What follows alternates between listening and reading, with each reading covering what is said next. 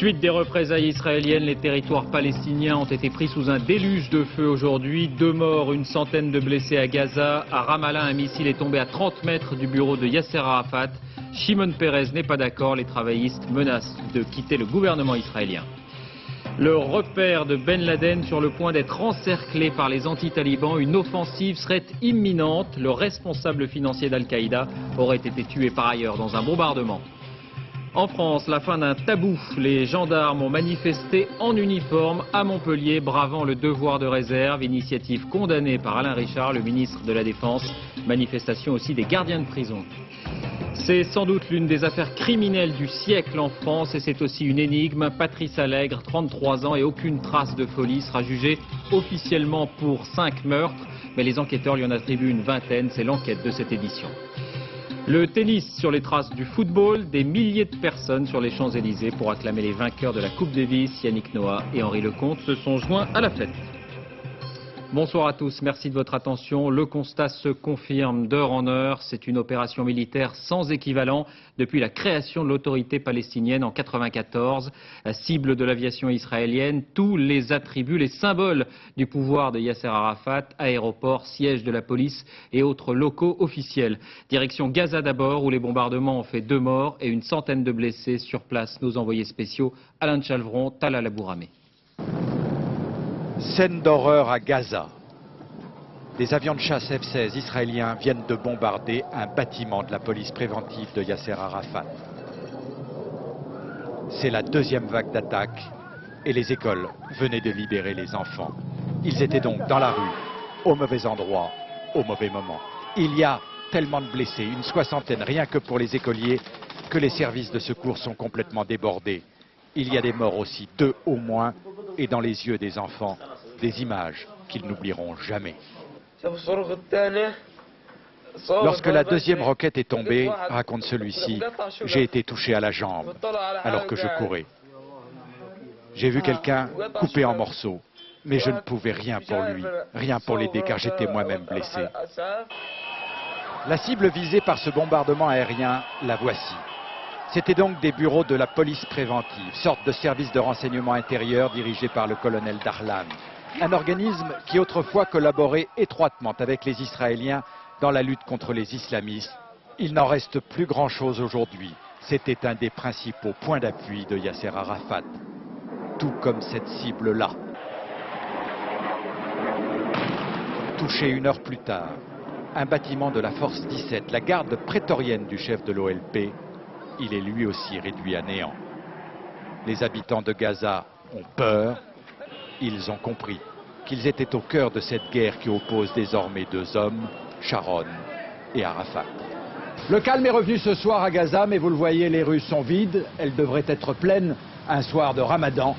Un Ramadan que l'on qualifie déjà ici de Ramadan noir de Sharon. Bombardement aussi sur le 2e territoire contrôlé par l'autorité palestinienne, la Cisjordanie, avec ses frappes particulièrement ciblées à Ramallah. Un missile israélien a été tiré à une 30aine de mètres du bureau où séjournait Yasser Arafat. Ce soir, des chars restent postés à 500 mètres de ces bâtiments. Gérard Grisbeck, José Boulestex.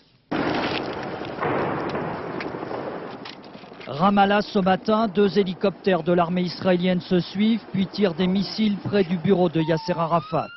Immédiatement, c'est la panique. Le président de l'autorité palestinienne est indemne, mais le bâtiment qui se trouve à 50 mètres, lui, a été détruit. Un poste de police où se trouvaient des membres de la sécurité personnelle du leader palestinien. Ils essayent de tuer M. Arafat, mais cela ne le conduira pas à abandonner ses fonctions et son combat contre l'occupation israélienne. Tuer Yasser Arafat, peut-être pas, mais montrer que du jour au lendemain, le président de l'autorité palestinienne peut devenir président d'un village. Les Israéliens ont détruit hier ses hélicoptères à Gaza, aujourd'hui sa sécurité à Ramallah. Il ne peut plus bouger, la ville est cernée par les chars. Qu'est-ce que c'est que tout cela, si ce n'est une grande opération terroriste contre tout le peuple palestinien, partout, de Gaza à la Cisjordanie? Alors que Yasser Arafat faisait cette déclaration, l'armée israélienne détruisait la piste de l'aéroport de Gaza à l'aide de bulldozers. Oui, pour expliquer ces bombardements sans précédent, Ariel Sharon n'a pas mâché ses mots. Yasser Arafat n'est plus considéré comme un complice du terrorisme, il en est le responsable. Mais cette nouvelle doctrine risque de faire voler en éclats le gouvernement d'union nationale. Les travaillistes, emmenés par Shimon Peres, menacent de démissionner. L'opinion, elle, semble soutenir Ariel Sharon. À Jérusalem et à Tel Aviv, notre correspondant Charles Anderlin. C'était hier soir la réunion extraordinaire du gouvernement israélien. La décision de considérer l'autorité palestinienne comme une entité soutenant le terrorisme a été approuvée par 18 ministres sur 28. Les travaillistes, pour marquer leur désapprobation, n'ont pas participé au vote. Shimon Peres en tête, il rue dans les brancards et menacerait même de démissionner.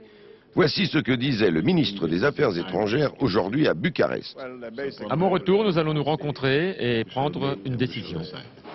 La menace est-elle sérieuse? Beaucoup pensent que non, car un an d'intifada a fait perdre aux travaillistes une bonne partie de leur électorat traditionnel. Par exemple à Tel Aviv, autrefois un bastion de la gauche. J'ai été très à gauche. Aujourd'hui, je me retrouve au centre droit. Je n'ai pas voté pour Sharon, mais je le soutiens. J'ai la sécurité avec Sharon. Je suis pour le démantèlement de l'autorité palestinienne et en terminer avec Arafat. On a l'impression d'avoir tout essayé déjà 10 fois. Il est peut-être temps maintenant d'essayer quelque chose de nouveau. J'étais de gauche et je devrais être le dernier à parler ainsi. Et si moi je dis ça, ça signifie que nombreux sont ceux qui ont changé de camp. Vous l'avez remarqué, il y a très peu de passants dans ce grand centre commercial. Les cafés sont presque vides. L'insécurité, la peur des attentats ont changé le mode de vie des habitants de Tel Aviv. Et il y a quelques jours encore, le gouvernement israélien réclamait une accalmie totale de 7 jours pour reprendre les négociations avec l'autorité palestinienne. Ce n'est plus une condition suffisante, indique-t-il ce soir. Arafat a une dernière chance. Il doit arrêter les terroristes, voire les éliminer physiquement pour faire cesser leurs activités. Alors question, en a-t-il les moyens? Quel est le rapport de force? Ses propres troupes ne sont-elles pas elles aussi gagnées par la logique de la confrontation? Élément de réponse avec Jean-Marc Ilouz. Ses talents de funambule lui ont permis 1000 fois d'échapper à la mort physique ou politique, mais ce n'est pas seulement au canon israélien que Yasser Arafat doit aujourd'hui la désagrégation de son pouvoir de président de l'autorité palestinienne. En 14 mois d'intifada, plus de 800 morts et des milliers de blessés palestiniens, c'est la société palestinienne elle-même qui s'est décomposée. Absence de perspective de paix, bouclage israélien, étouffement économique, corruption et surtout un désespoir profond qui a jeté dans les bras des islamistes du Hamas non seulement les pauvres, mais aussi la jeunesse étudiante, comme le montrait la foule qui, en novembre dernier à Naplouse, criait vengeance après la mort de Abu Hanoud, organisateur d'attentats suicides liquidés par les services israéliens. À défaut de pouvoir diriger ou véritablement encadrer le soulèvement, Yasser Arafat tentera d'abord de le canaliser à son profit, en faisant appel au Tanzim, l'organisation armée du Fatah, et à une nouvelle génération de leaders crédibles localement, comme ici Marwan Barghouti. Parfois pour calmer, parfois pour encourager les mouvements de colère de la rue. Toujours pour faire pièce à ses rivaux, les partisans du Cheikh Yassine, père spirituel d'un Hamas mieux financé et toujours plus présent chez les déshérités. Cette fois-ci, l'inusable Yasser Arafat semble coincé. Il ne peut déclencher une guerre contre le Hamas sans provoquer une guerre civile, pas plus qu'il ne peut gagner militairement le conflit total qu'Israël semble prêt à engager avec lui. Et cette fois-ci, la diplomatie semble impuissante à lui trouver une nouvelle issue de secours. Alors, bonsoir Charles Anderlin. Une seule question ce soir. Que peut donc alors faire Yasser Arafat? Que peut-il se passer en fait? Eh bien, la marge de manœuvre de Yasser Arafat se réduit comme une peau de chagrin sur le terrain en raison du bouclage très strict des villes de Cisjordanie, des raids israéliens et surtout de l'opposition de la rue palestinienne. Il n'est pas sûr que les services de sécurité palestiniens parviennent à neutraliser le Hamas dans les délais exigés par Israël et par les États-Unis. Et puis vous l'avez remarqué, la réaction du monde arabe est extrêmement modérée. Des pays comme l'Égypte, comme la Jordanie ont à peine réagi aux raids israéliens. Il n'est pas sûr qu'aujourd'hui Yasser Arafat a le soutien absolu du monde arabe. Ce soir, il est très très seul. Cela dit, tout peut arriver. Les scénarios catastrophes peuvent être envisagées. Si des missiles tombent à quelques dizaines de mètres du bureau où se trouve Yasser Arafat, si des chars sont quelques centaines de mètres plus loin, eh bien un accident peut arriver. La mort d'Arafat est une éventualité dans cette situation. Ce serait le chaos dans les territoires palestiniens. Merci Charles. On termine avec les réactions internationales. Washington, comme Londres, fait part de sa sympathie au gouvernement israélien, mais appelle à une stabilisation de la situation. Tony Blair et George Bush ont eu un entretien téléphonique à ce sujet tout à l'heure. La France, elle, marque sa différence. Hubert Védrine, le chef de la diplomatie française, redoute qu'Israël ne mène, je cite, une vraie politique du pire. Arafat est affaibli par le harcèlement de l'armée israélienne. Ensuite, on l'accuse de ne pas rétablir l'ordre chez lui. Fin de citation. La situation en Afghanistan avec un tournant dans le conflit, la première opération d'envergure expressément dirigée contre Ben Laden et le réseau Al-Qaïda semble imminente. Des milliers d'hommes sont en train d'encercler la zone de Tora Bora et ses grottes fortifiées. Des soldats des forces spéciales américaines sont également sur place et on indique ce soir que 2 des principaux lieutenants de Ben Laden auraient déjà été tués ou blessés dans des bombardements. Gilles Rabin. Il est l'homme le plus recherché par les États-Unis, juste après Oussama Ben Laden, dont il est le numéro 2 et le médecin personnel. Le docteur Al-Zawahiri, que l'on voit ici filmé lors du procès des assassins du président égyptien Anwar el-Sadat, il y a 20 ans, aurait été blessé dans un bombardement américain pendant lequel un autre proche de Ben Laden aurait été tué, le financier du réseau terroriste. Les bombardements américains s'intensifient sur 2 zones, Kandahar, la dernière ville tenue par les talibans, et les montagnes de Tora Bora. L'étau se resserre sur Ben Laden que les Américains supposent toujours caché dans le réseau de grottes et de souterrains qui truffent la montagne. L'état-major américain a donné quelques images très contrôlées des troupes américaines positionnées dans la région. Des soldats dont les seuls ennemis visibles sont pour l'instant le sable et le vent qui soufflent en tempête. Ils n'ont pas participé à l'offensive des Pashtuns anti-talibans sur l'aéroport de Kandahar hier, offensive qui s'est soldée par un échec. La route qui va de Kandahar à la frontière du Pakistan est coupée par des bombardements quasi permanents. C'était la seule sortie possible pour les talibans assiégés. Ne passent plus que les rumeurs rapportées par la télévision du Qatar Al Jazeera. Hier soir, raconte-t-il, des talibans ont attaqué un commando des forces spéciales et ils ont pris 2 Américains en otage. Rumeurs, bien sûr, impossibles à vérifier.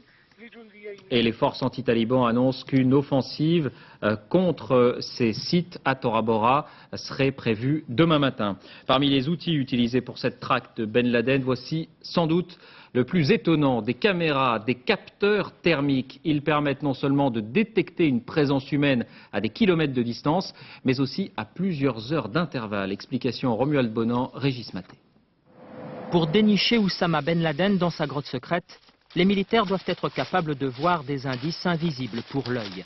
Cette capture pourrait bien dépendre d'une nouvelle arme technologique, la vision thermique, que maîtrisent les Américains comme les Français. Sur le terrain, l'homme le plus recherché de la planète pourrait bien être trahi par ses propres traces, des empreintes laissées autour de sa cache. On sait qu'un corps met un certain temps pour retrouver une certaine température. Là, j'ai mis la main sur l'épaule. Vous allez voir que lorsque je vais enlever ma main, effectivement, on voit la trace de ma main sur l'épaule. Grâce à ces images infrarouges, les activités militaires, les déplacements de blindés sont détectables jusqu'à 24 heures après avoir eu lieu s'il n'y a eu ni vent ni pluie.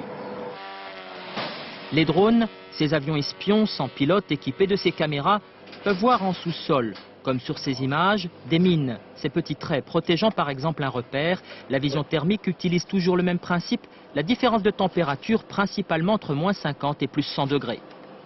À partir du moment où l'homme aura une température différente des arbres ou de la végétation autour de lui, il y aura donc différence de température, donc contraste thermique, et la caméra infrarouge va donc restituer ces différences de température. Impossible ou presque alors de se fondre complètement dans le paysage, à moins de se dissimuler en utilisant de nouveaux matériaux, comme des peintures spéciales pour les armes ou des tissus intelligents pour les uniformes. En réduisant les écarts de température, ces équipements permettent quasiment aux soldats de s'évanouir dans la nature, des équipements que seules les forces alliées possèdent. Et parmi les fidèles de Ben Laden, les Américains ont eu la stupeur de découvrir ces derniers jours quelques-uns de leurs enfants. Ils sont 3 au moins à avoir été identifiés parmi les prisonniers de la forteresse de Mazar-i-Sharif. Parmi eux, John Walker Lind, 20 ans. Il est décrit par ses proches comme un garçon timide et gentil, élevé dans le Maryland et en Californie. Sur place aux États-Unis, Étienne Lénard. Pour essayer de comprendre, l'Amérique se passe et se repasse les images de ce prisonnier taliban hirsute et hagard. Son nom est Lind John Walker Lind, alias Abdulhamid. Retranché avec des dizaines de prisonniers dans la forteresse de Mazar-i-Sharif. Il a été l'un des derniers à se rendre après plusieurs jours sans boire, sans manger et une blessure à la jambe. Comment ce jeune homme de 20 ans s'est-il retrouvé là au service d'un régime que l'Amérique tout entière exècre? J'ai étudié l'islam au Pakistan et je suis entré en contact avec de nombreuses personnes qui travaillaient avec les talibans. Dans une famille catholique sans histoire, John Lint est très jeune fasciné par les religions. À 16 ans, ce garçon doux et timide se convertit à l'islam. Ses parents acceptent même de l'envoyer dans une école coranique au Yémen. 4 ans plus tard, l'histoire se termine par une humiliation et par la bienveillance d'un père, rassuré malgré tout de savoir son fils vivant. Je lui dis, John, je t'aime. Je t'aimerai, nous t'aimerons toujours. Qu'est-ce que tu faisais en Afghanistan? Pourquoi ne m'as-tu pas demandé? Parce qu'il est un avocat de carrière, le père de John Lint revendique pour son fils un procès équitable. John a été remis aux autorités militaires américaines qui, elles aussi, disent vouloir comprendre avant d'engager toute action en justice. Le règlement politique enfin, accord conclu comme prévu à Bonn sur un gouvernement intérimaire de 29 membres, dont une femme. La signature définitive est suspendue à un dernier marchandage sur les noms des ministres. Le transfert de pouvoir à Kaboul devrait avoir lieu la semaine prochaine. Sur place à Bonn, Patrice Romden. À l'inverse des négociateurs, un document capital est descendu de la colline du Petersberg. 6 pages rédigées en anglais et complétées par 3 annexes.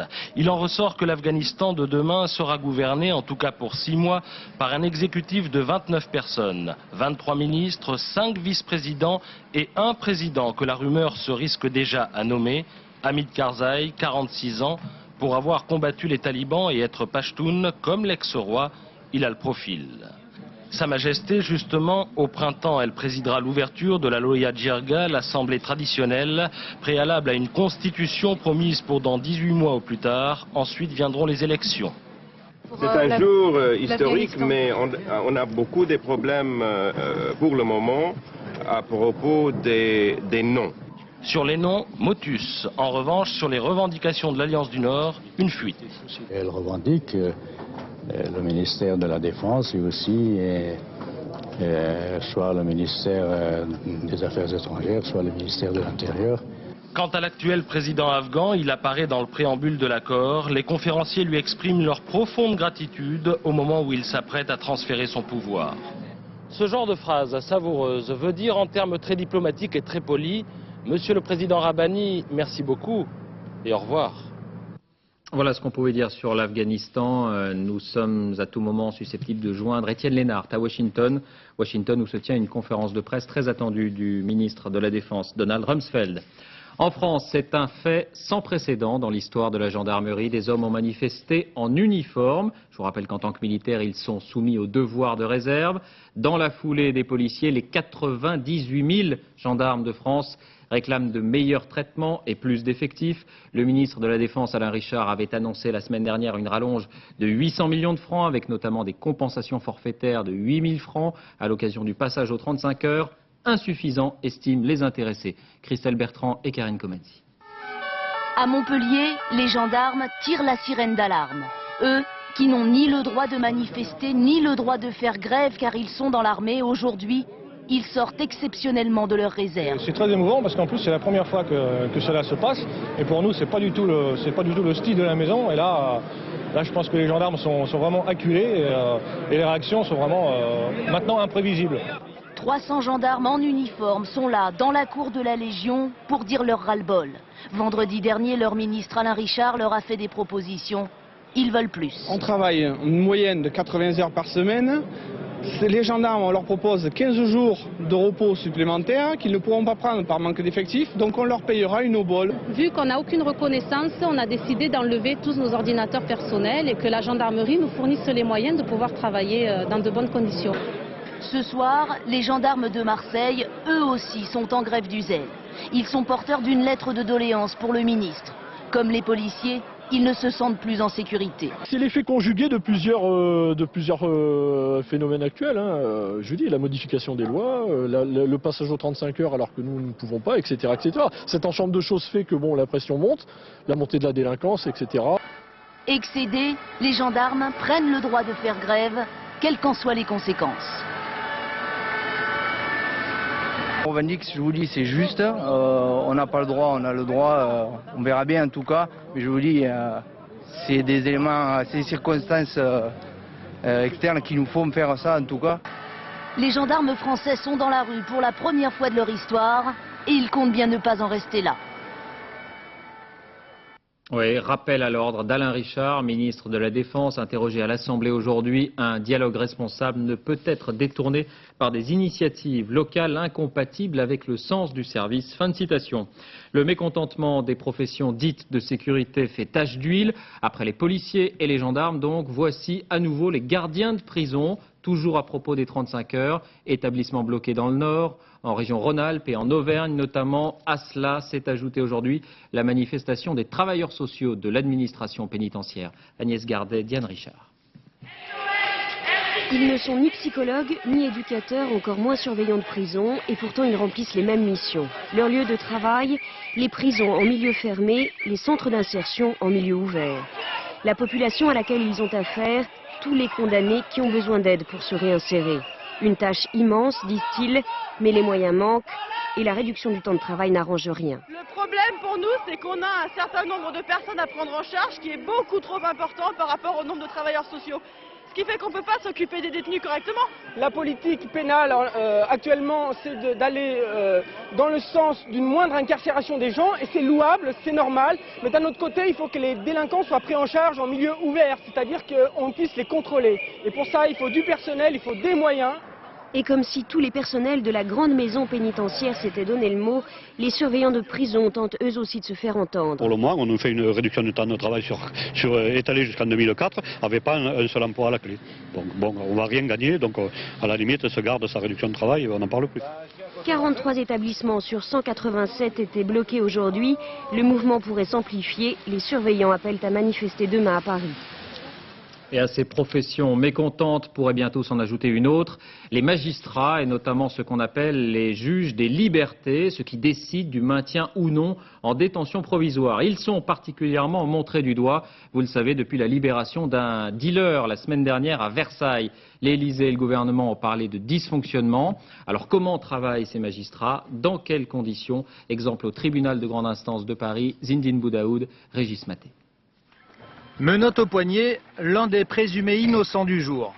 Depuis le début de l'année, ils sont 1400 à s'être retrouvés dans ce couloir à Paris. Cet homme joue sa liberté. Mis en examen pour trafic de stupéfiants par un juge d'instruction, il est maintenant présenté à un juge des libertés et de la détention. C'est cette magistrate qui va dire s'il ressort libre ou s'il va en prison. La décision sera prise après avis du procureur. Les renseignements qu'ils donnent sur leur identité, sur leur nationalité, sur leur domicile et sur leur situation familiale sont absolument invérifiables en l'état, que je vous demande de le placer en détention provisoire. Le prévenu n'a que quelques minutes pour convaincre. Que c'est dur quoi pour moi, parce que je me retrouve du statut de consommateur, de toxicomane consommateur qui cherche à avoir sa galette, à organisateur d'un réseau ou je ne sais pas trop quoi. En quelques minutes à peine, la décision est prise, c'est le placement en détention. Des dossiers comme celui-là, ces juges en examinent plusieurs dizaines par semaine. Et à Paris, ils ne sont que 7. On a plusieurs dizaines de débats par jour, donc on est obligé de voir le dossier, moi j'appelle ça en diagonale, un peu si vous voulez, vous appréciez, vous regardez le casier, vous regardez les faits, mais en fait tout ça... En moyenne, vous voyez le dossier en combien de temps? Oh, je peux une pas, oui c'est cela à peu près. Ces magistrats se plaignent, ils travaillent trop, plus de 60 heures par semaine. La loi Guigou aurait créé une nouvelle catégorie de juges, sans donner ni d'effectifs, ni de moyens. La justice et la police accusées d'une certaine passivité dans ce qui pourrait être l'une des grandes affaires criminelles du siècle. Il s'agit du tueur en série Patrice Allègre. Il sera jugé en février, officiellement pour 6 meurtres et viols, mais certains enquêteurs parlent de plusieurs dizaines de crimes.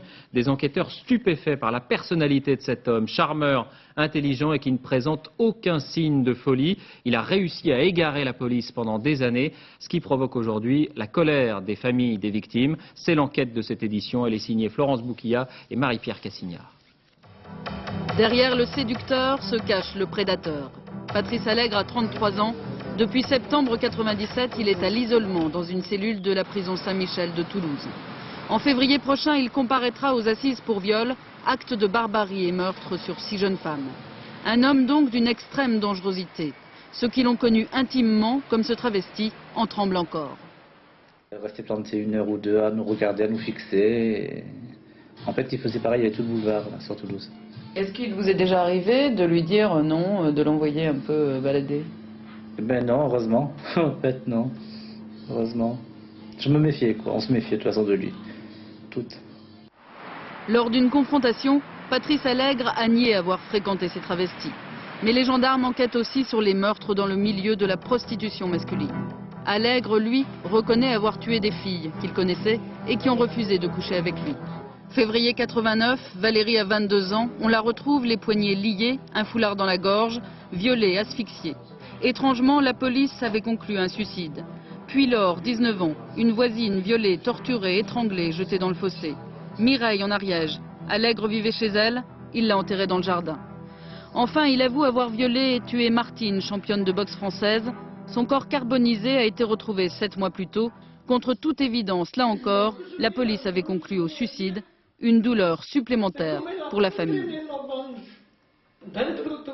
Il n'est pas normal qu'à l'intérieur de ces affaires, il y ait 2 suicides, il y ait un non-lieu, c'est pas normal.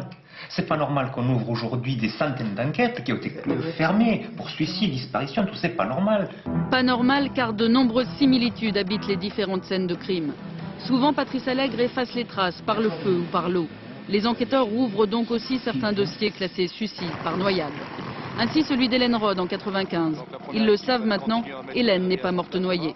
Depuis 4 ans, un homme a tout repris à zéro, évitant les erreurs commises par les précédents enquêteurs qui n'ont pas su voir en Patrice Allègre un serial killer. Un tueur en série, il y a série. On ne devrait avoir que des tueurs.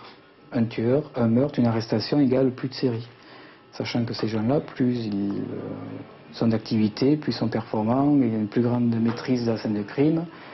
Donc les services de police et de gendarmerie, on est tous à égalité là-dessus, peuvent plus facilement être abusés. Devant la cour d'assises, Patrice Allègre sera face aux familles des victimes et face à Émilie qui l'a violée et tenté d'étrangler. Émilie, seule survivante. Ce sera donc en février à Toulouse.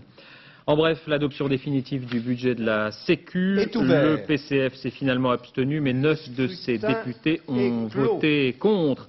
Et puis l'adoption en deuxième lecture du projet de loi sur la Corse, avec une majorité réduite de moitié par rapport au scrutin de mai. Les communistes se sont abstenus là encore et la droite a resserré les rangs. Le texte doit maintenant retourner au Sénat. À propos de politique, il ne reste plus que quelques jours jusqu'au 31 décembre pour s'inscrire sur les listes électorales avant la présidentielle et les législatives. Plusieurs associations parrainées par l'Éducation nationale ont lancé des caravanes civiques pour inciter les jeunes majeurs à le faire. Accueil plutôt favorable, reportage à Rennes, Cécile Delarue, Jacques Gérard. De ville en ville pour propager la bonne parole. 9 jeunes, militants associatifs, réunis pour prôner le civisme, l'inscription sur les listes électorales. Les jeunes votent de moins en moins, qu'à cela ne tienne. Si vous pouvez, chacun de votre côté, en parler à 1, 2, 100, 200 personnes, c'est comme vous voulez, mais en tout cas, ça lancera la dynamique et ça lancera la boule de neige. Le but de la campagne, ça a été fait par les jeunes, pour les jeunes, quoi. Ouais, moi de toute façon je vais voter, c'est clair. Bah, moi déjà, je m'intéresse pas trop à la politique, donc voilà quoi. Même si on vote blanc, quoi, on a le droit de voter, on peut voter, donc votons. Je peux vous occuper 2 petites minutes. Je fais partie de la caravane de l'Ouest qui sillonne la France pour inciter les jeunes à voter. Le message... Tous les moyens sont bons pour convaincre et éviter l'échec des dernières municipales. 52% des moins de 25 ans s'étaient alors abstenus. Plus il y aura de jeunes qui voteront et qui feront entendre leur voix, plus les politiques prendront nos considérations en compte. Si on vote pas, c'est laisser c'est laisser les autres décider à sa place. Exactement. C'est mieux tout ça. Comme à la télé, on en... Pendant 3 semaines, les caravanes civiques vont sillonner les routes de France et traverser une 60aine de villes jusqu'à la date fatidique du 31 décembre. Voilà, et puis je vous rappelle, l'événement politique, c'est sur France 2 demain. Lionel Jospin, le Premier ministre, invité d'Olivier Mazerolle et d'Alain Duhamel. Économie et ce bon chiffre pour l'économie française qui montre que la consommation résiste à la crise annoncée. Les ventes de voitures sont restées soutenues au mois de novembre, plus 3,3% par rapport au même mois de l'an passé. Reportage Luc Bazizin, Frédéric Bonne.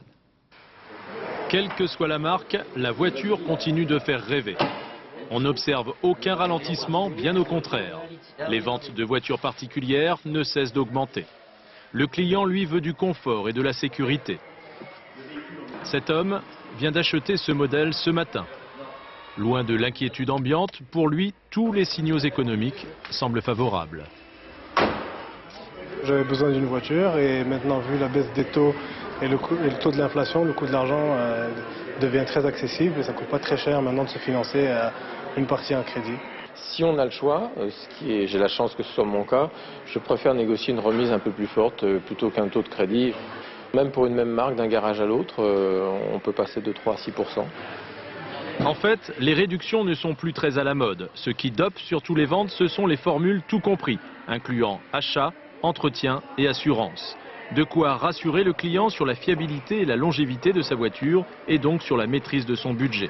Cette année encore, les constructeurs français ont confirmé leur prédominance sur notre marché puisqu'ils représentent plus de 60% des ventes. Cette tendance optimiste devrait se confirmer jusqu'à la fin de l'année. 2 200 000 voitures neuves auront alors trouvé preneur en 2001.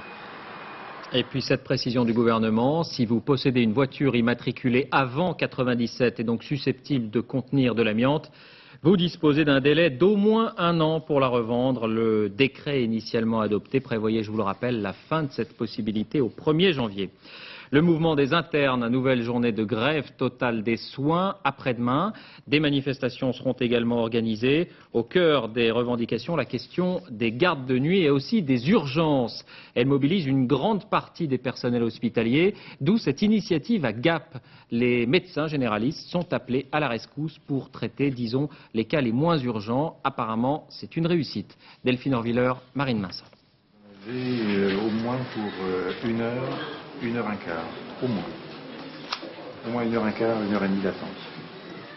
Plus d'1 heure d'attente, c'est le temps moyen que passent ici les malades avant d'être pris en charge. Un délai qui n'est pas le même pour tous. Il y a des gens qui arrivent allongés, qui souvent passent prioritairement par rapport aux gens qui sont consultants debout. Et c'est souvent difficile à accepter, quoi. Sylvie, arrivée par ambulance, est immédiatement prise en charge. Direction une première salle, mais elle n'y reste que quelques minutes. On va changer de salle parce qu'arrive un blessé grave. On va lui laisser cette salle qui est pour les blessés graves. Hein. Deuxième salle, Sylvie est examinée, puis elle est transférée dans une 3e salle en attendant de savoir si un lit est disponible dans un service. Et il arrive certains jours qu'au final, en fait, il n'y ait pas de lit qui puisse se libérer et qu'on soit donc amené à muter ces patients par manque de lit vers d'autres hôpitaux. Qu'est-ce que t'as entendu ? Elisa vient d'attendre 2 heures, son cas n'était pas urgent. Elle aurait pu être examinée beaucoup plus rapidement à quelques centaines de mètres de là. Des médecins généralistes se relaient 24 heures sur 24 dans une nouvelle structure, la maison médicale. Ça peut aussi désengorger, les urgences étant faites pour les urgences les plus graves. Nous, les soins que nous apportons, c'est pas du tout pour les urgences les plus graves, c'est les soins courants d'un cabinet médical. Très bien. À Gap, trouver un médecin de garde est aujourd'hui plus simple. La maison médicale est un succès et cette initiative devrait se généraliser prochainement en France. Santé encore avec un 5e cas probable du nouveau variant de la maladie de Creutzfeldt-Jakob, la forme humaine de la maladie de la vache folle. C'est ce qu'annonce l'Institut de veille sanitaire. Il s'agit d'une femme d'une 30aine d'années. Son identité et son lieu de résidence sont tenus secrets. En Grande-Bretagne, je vous rappelle que 106 cas ont été recensés à ce jour. La belle histoire du jour, elle nous vient du village du Drenec, près de Brest. Là-bas, la vie locale, la vie de voisinage veut encore dire quelque chose. Pour éviter l'isolement d'une petite fille de 4 ans, sourde et muette, une partie du village a décidé tout simplement d'apprendre le langage des signes. Sur place, Jacques Deveau, Michel Hiver. Jusqu'à présent, il n'y avait qu'à la maison que Sarah pouvait s'exprimer. Confrontée à sa surdité, la famille a appris le langage des signes.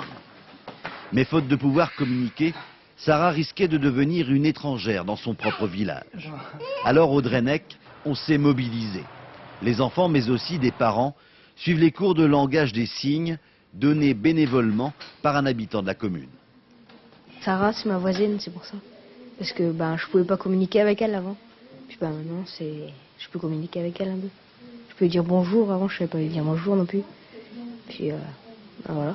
On s'imagine pas ne pas parler à nos gamins, donc celui des enfants et les enfants des autres c'est pareil, donc on aimerait bien leur parler. Les cours ont débuté en octobre. Tout le monde en est encore au rudiment.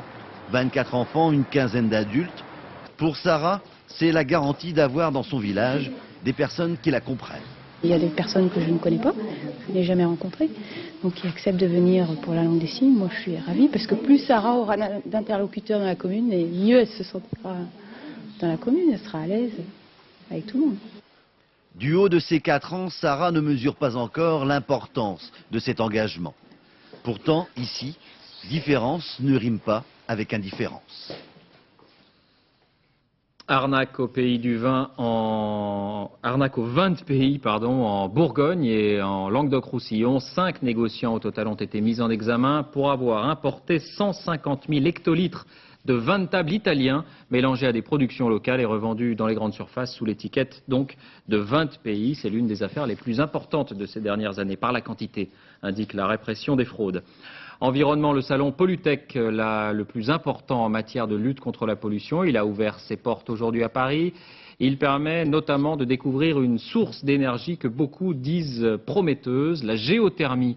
Cette exploitation de la chaleur du sous-sol est à l'origine d'une expérience unique en Alsace, tentée par des chercheurs européens. Reportage Agnès Monteux, Abdelzouiouiach. Sous ces terres froides et humides se cache un trésor brûlant, une réserve d'énergie inépuisable. Ces sources sont à 70 degrés, une chaleur qu'elles ont accumulée en voyageant dans les profondeurs de la Terre. Car ici en Alsace, les roches souterraines sont particulièrement chaudes, 200 degrés à 5 km de profondeur. On pourrait dire actuellement qu'en exploitant environ 50 km² de terrain, on pourrait obtenir une production électrique équivalente à celle que fournirait une centrale nucléaire. Des forages sont en cours pour récupérer cette chaleur. Ici, à la frontière avec l'Allemagne, on exploitait du pétrole le siècle dernier. Aujourd'hui, d'autres pionniers utilisent les méthodes les plus sophistiquées. D'ici 3 ans, ils espèrent faire aboutir ce pilote le plus avancé au monde. Le principe, injecter de l'eau à 5 km sous nos pieds, qui voyagera et se réchauffera naturellement dans les fractures de la roche avant d'être pompée à la surface. Cette chaleur sera transformée en vapeur, qui fera tourner des turbines et produira de l'électricité. Simple en apparence, mais difficile de faire circuler de l'eau dans des fractures de roches si petites. Le pari est un peu fou, mais pour les scientifiques, il vaut le coup. L'avantage de l'énergie géothermique par rapport aux énergies fossiles, c'est qu'il n'y a pas de combustion, donc il n'y a pas de dégagement de gaz à effet de serre, et que c'est une énergie renouvelable, contrairement au pétrole, au gaz ou au charbon. Si cette technique aboutit, un quart des Européens pourraient un jour s'éclairer grâce à la chaleur des roches. L'Allemagne s'est montrée très intéressée. La France, elle, n'a pris aucun engagement. C'est Jacques Chirac qui a inauguré ce salon Pollutech. Il y a péril en la demeure en matière d'environnement, mais il n'y a pas fatalité, a dit le chef de l'État. Jacques Chirac qui avait auparavant reçu à l'Elysée l'équipe de France de tennis de retour au pays après sa victoire en Coupe Davis. Forget et les siens fêtaient comme des stars sur les Champs-Élysées. Julien Hérisson, Christophe Vignal. Vainqueurs de la Coupe Davis, les tennismen français ont défilé cet après-midi sur les Champs-Élysées. Des milliers de supporters venus les acclamer ont freiné la progression des voitures. La Marseillaise est entonnée, instant de complicité, de partage, de fierté. On se doutait qu'il y aurait du monde, il y avait plein de gens qui avaient suivi ça et c'est vrai que ça fait chaud au cœur, c'est très sympa. C'est génial, on essaie déjà de représenter la France et les gens ils viennent nous remercier, donc c'est génial. Une photo par-ci, un autographe par-là. Ce n'est pas la folie qui avait accompagné les footballeurs un jour de juillet 98, mais les supporters sont tout de même sous le charme des mousquetaires des temps modernes. Ce sont des artistes, donc on aime voir les gens qui représentent, qui nous représentent en même temps. Voilà, ce sont des gens comme nous, mais ils font quelque chose de plus. Ça arrive pas si souvent et pas assez d'ailleurs. Ouais. Tous les ans ce serait bien, en fait, ils gagnent tous les ans, mais là ils ont pris le rythme je pense. Plus tôt dans la journée, la bande à Forget était reçue à l'Elysée. Une émotion plus contenue, une cérémonie plus officielle, mais toujours autant de chaleur.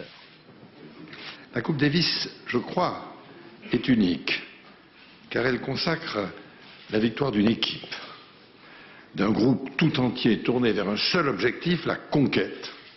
Les Français ont remporté la 9e Coupe Davis de leur histoire. L'année prochaine, ils tenteront de conserver leur titre en France, devant leur public. Voilà, et en football, mauvaise soirée en revanche pour les Girondins de Bordeaux, éliminés de la Coupe de l'UEFA par les Néerlandais de Roda. Les Bordelais battus 2-0 alors qu'ils l'avaient emporté 1-0 seulement au match aller. La fin de l'aventure européenne donc cette saison pour les Girondins. Voici le deuxième but. La balle a franchi la ligne. Cinéma, le succès jamais démenti de Walt Disney. Sa dernière production Atlantide est passée devant Harry Potter au box-office américain. Walt Disney dont on célèbre le centenaire, il aurait eu 100 ans demain précisément. Un destin animé, évocation Pascal Deschamps. Il était une fois, ainsi commencerait le conte, un homme qui aimait les animaux et les enfants. Et pour le plaisir des derniers, il a fait parler les premiers, leur fit vivre toutes sortes d'aventures, leur prêta toutes sortes de sentiments, si bien qu'on avait fini par ne plus savoir qui étaient les hommes, qui étaient les bêtes, et on aimait ça.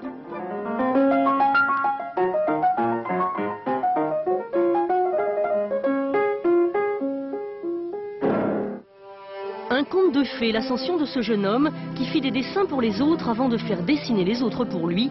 Il n'avait pas d'argent, il eut des idées. Je me livrais à des expérimentations la nuit. Je travaillais à des petits trucs qui me trottaient dans la tête. Il fut le premier à utiliser la couleur et le son dans l'animation, choisit la féerie là où les autres pariaient sur la satire. Mais les contes ne seraient pas des contes s'ils n'avaient leur zone d'ombre, s'ils ne s'y exprimaient des peurs enfouies depuis l'origine des temps. Et peut-être les origines de Walter Disney, comme celles de tout être humain, expliquent-elles bien des choix. Ce père, autoritaire et distant, qu'il fuit à l'âge de 17 ans pour rejoindre les troupes alliées en Europe. Cette famille, dont il recherchait sans cesse l'amour, au point qu'il ne cessa jamais de la recréer à l'écran.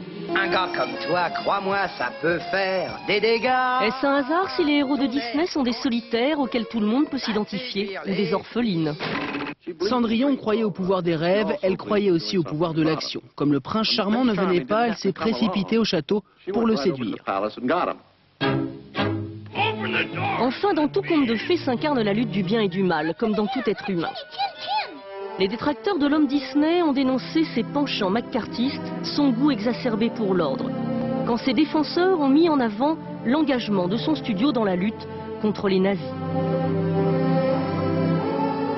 35 ans après sa mort, il laisse surtout l'image d'un artiste parmi les artistes, reconnu et honoré comme tel. Un visionnaire, un enchanteur qui eut beaucoup d'enfants, ainsi finirait le conte. Ceux qui par millions se pressent pour voir le Disney de l'année, et ça fait 60 ans que ça dure. Les toutes dernières informations avant de refermer cette édition, elles ne concernent pas l'Afghanistan, mais le Proche-Orient.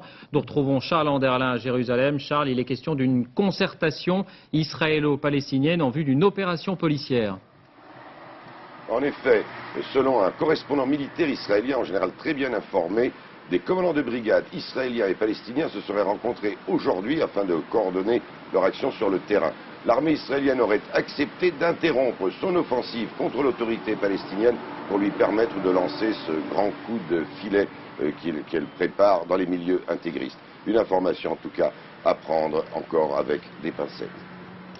Merci Charles pour cette intervention. À suivre la météo, Patrice Drevel, info sur France 2, 1h, le journal de la nuit, Jean-Claude Renaud, demain invité des 4 vérités, Jay Rasoulo, le patron d'Euro Disney, précisément à propos de ce centenaire, 13h, Daniel Bilalian, on se quitte avec des images de New Delhi et cette prière des Hare Krishna en hommage à George Harrison dont les cendres devraient être dispersées dans le Gange. À demain.